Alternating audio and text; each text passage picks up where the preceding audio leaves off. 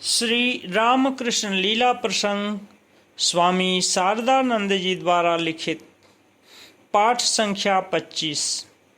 साधक भाव के समालोचना की आवश्यकता। दैव तथा पुरुषार्थ के संबंध में श्री रामकृष्ण देव का अभिमत।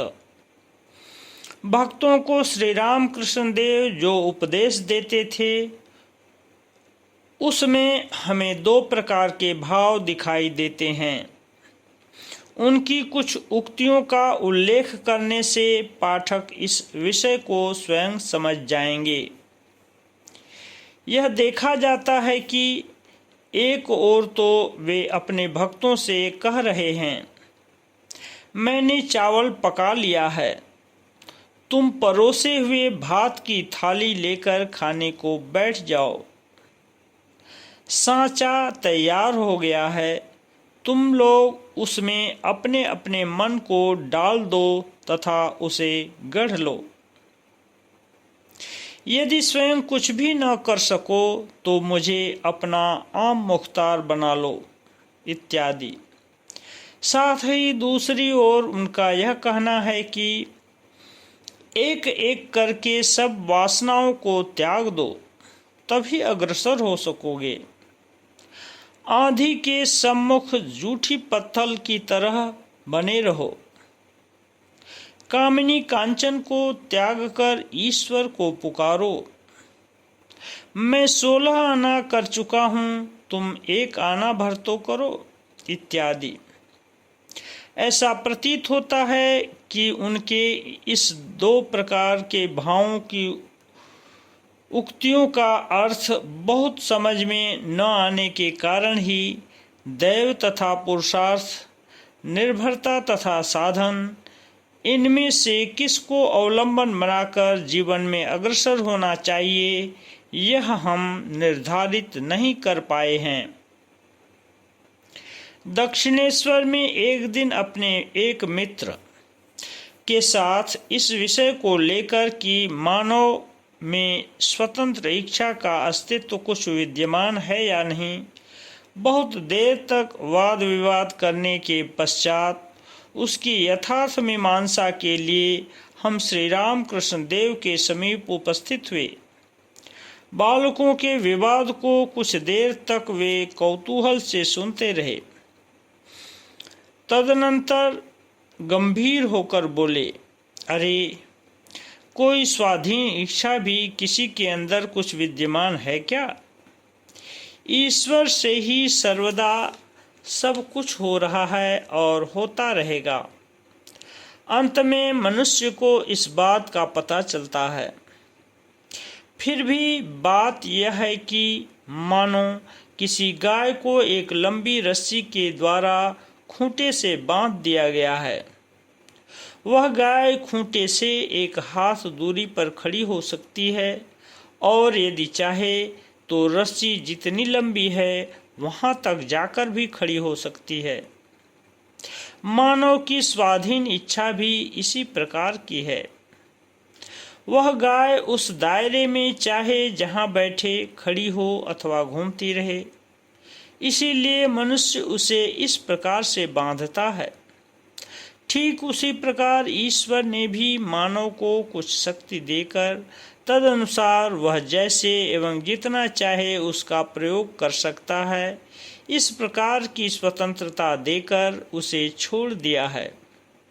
इसीलिए मनुष्य अपने को स्वतंत्र समझता है, किंतु रस्सी खूंटे से बंधी हुई है।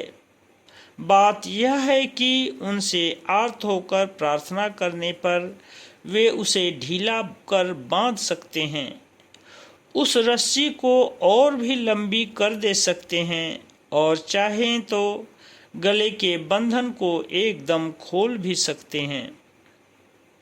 इन बातों को सुनकर हमने पूछा, मान्यवर, तब तो साधन भजन करने में मनुष्य का कोई हाथ नहीं है? हर एक फिर यह कह सकता है कि मैं जो कुछ कर रहा हूँ सब उनकी इच्छा से ही कर रहा हूँ। श्री रामकृष्ण, अरे, केवल कहने से क्या होगा? कील कांटे नहीं हैं, केवल इस प्रकार कहने से ही क्या काम चल जाता है?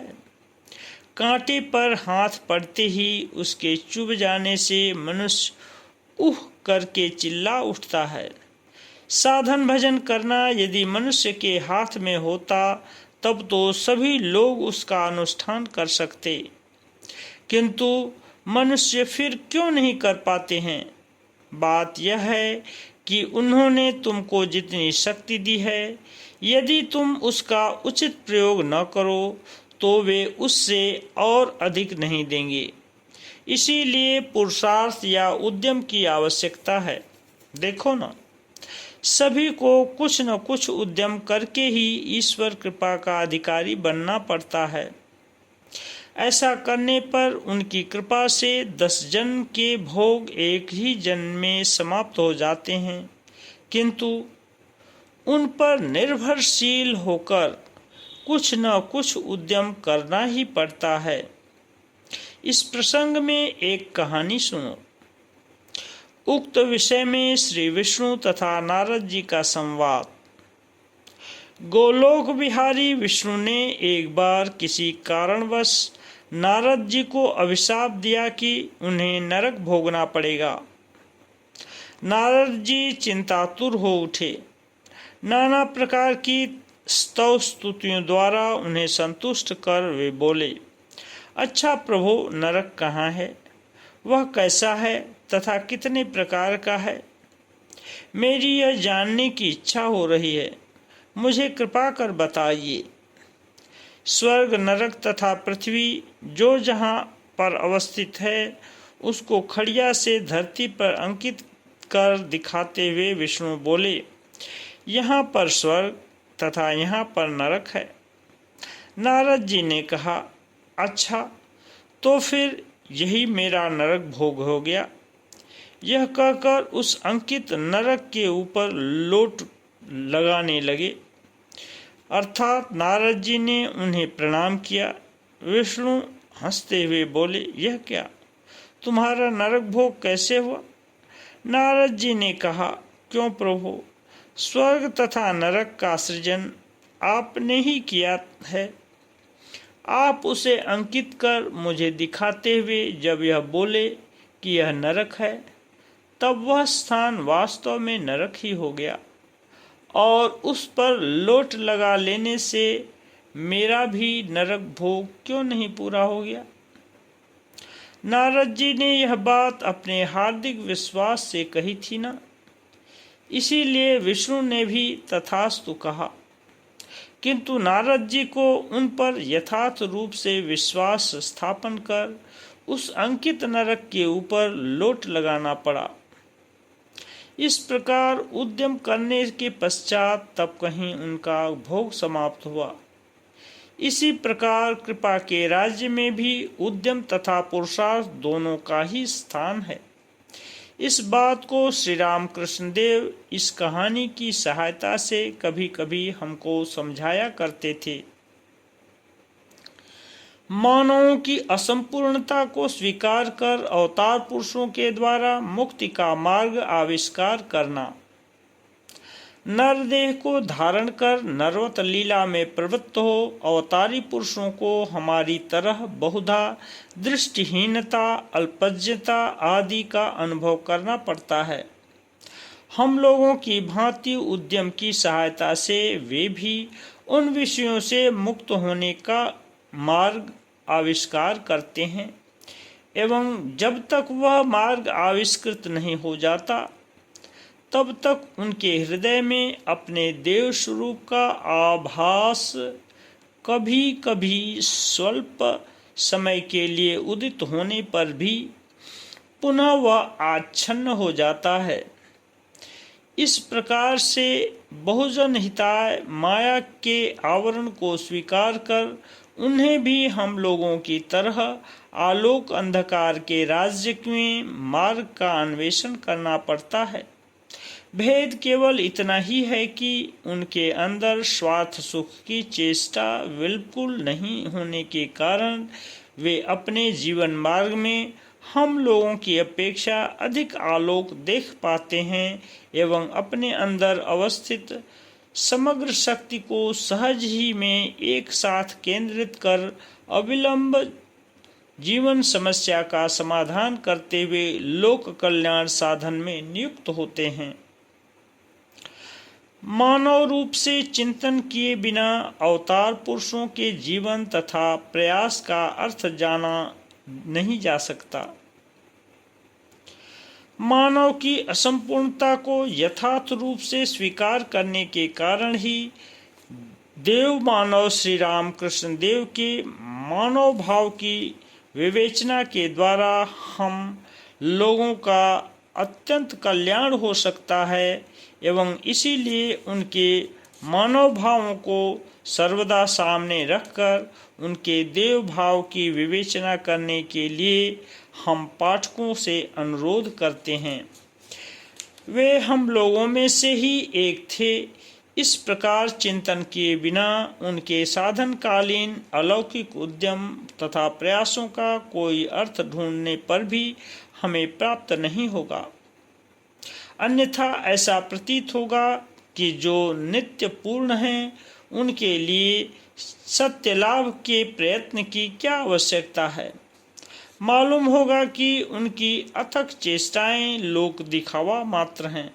इतना ही नहीं, ईश्वर प्राप्ति के निमित्त महान आदर्शों को अपने जीवन में सुप्रतिष्ठित करने के लिए अनुष्ठित की उनके उद्यम, निष्ठा तथा त्याग के द्वारा हमें उस प्रकार आचरण करने का प्रोत्साहन प्राप्त न होगा तथा हमारा हृदय घोर उदासीनता से भर जाएगा।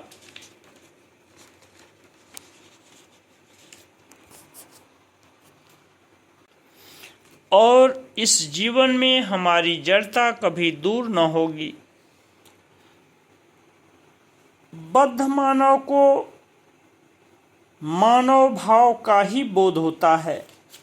श्री राम कृष्ण देव के कृपा प्रार्थी होने पर भी हमें उन्हें अपने ही सदृश मानव भाव संपन्न मानना पड़ेगा, क्योंकि हमारे दुख में सहानुभूति संपन्न होकर ही तो वे हमारे दुख दूर करने के लिए अग्रसर होंगे। अतः चाहे जिस ओर से भी देखा जाए, मानव भावापन्न रूप में उनका चिंतन किए बिना हमारे लिए और कोई दूसरा मार्ग नहीं है। वास्तव में जब तक हम सब प्रकार के बंधनों से मुक्त होकर निर्गुण देव स्वरूप में स्वयं प्रतिष्ठित नहीं होते, तब तक जगत कारण ईश्वर एवं ईश्वरावतारों को हमें मानव भावापन्न रूप में ही चिंतन तथा ग्रहण करना पड़ेगा। देवो भूत्वा देवं यजेत, यह उक्ति इस तरह निस्संदेह सत्य है। यदि तुम्हारे लिए समाधि के बल से निर्विकल्प भूमि में पहुंचना संभव हो सका हो, तो तुम ईश्वर के यथार्थ स्वरूप की उपलब्धि तथा धारणा एवं वास्तव में उनका पूजन करने के अधिकारी हो। और यदि ऐसा न हुआ तो तुम्हारा पूजन उस देव भूमि में पहुंचने तथा यथार्थ पूजाधिकार को प्राप्त करने के प्रयास मात्र में पर्यवसित होगा और जगत कारण ईश्वर का विशिष्ट शक्ति संपन्न मानव रूप में ही तुम्हें अनुभव होता रहेगा। इसलिए मानव के प्रति करुणा कर ईश्वर का मानव देह धारण, अतः मानव मानकर अवतार पुरुषों के भी जीवन की आलोचना करना ही कल्याणप्रद है। देवत्व में आरूढ़ होकर इस प्रकार से ईश्वर के मायातीत देव स्वरूप का यथार्थ पूजन करने में समर्थ व्यक्तियों की संख्या अत्यंत विरल है। हमारे जैसे दुर्बल अधिकारी अभी उससे बहुत दूर हैं। इसलिए हम जैसे व्यक्तियों के प्रति दयावान होकर हम लोगों के आंतरिक पूजन को ग्रहण करने के निमित्त ही ईश्वर का मानव भूमि में अवतरण है। मानवीय भाव तथा देह का स्वीकार कर उनका देव मानव रूप धारण करना है। पूर्व युगों में आविर्भूत देव मानवों के साथ श्री राम कृष्ण देव की तुलना करने पर यह पता चलता है कि उनके साधनकालीन इतिहास की विवेचना करने में हमें बहुत कुछ सुविधा प्राप्त है, क्योंकि श्री रामकृष्ण देव ने स्वयं अपने जीवन के उस समय की बातों को समय समय पर हम लोगों से विस्तार पूर्वक कहा है। इसलिए उसका उज्जवल चित्र हमारे हृदय पर दृढ़ रूप से अंकित है। साथ ही हम लोग जब उनके समीप उपस्थित हुए थे, उससे कुछ दिन पूर्व ही उनके साधक जीवन का विचित्र अभिनय दक्षिणेश्वर के काली मंदिर के लोगों की आंखों के सम्मुख अनुष्ठित हुआ था तथा उनमें से अनेक व्यक्ति उस समय भी वहां विद्यमान थे। उनसे उस संबंध में कुछ कुछ सुनने का अवसर भी प्राप्त हुआ था। अस्तु, अब इस विषय की आलोचना में प्रवृत्त होने से पूर्व हमारे लिए साधन तत्वों के मूल सूत्रों की साधारण रूप से एक बार आवृत्ति कर लेना उचित प्रतीत होता है। अतः उस विषय में अब हम कुछ आलोचना करना आवश्यक समझते हैं। ओम शांति शांति शांति।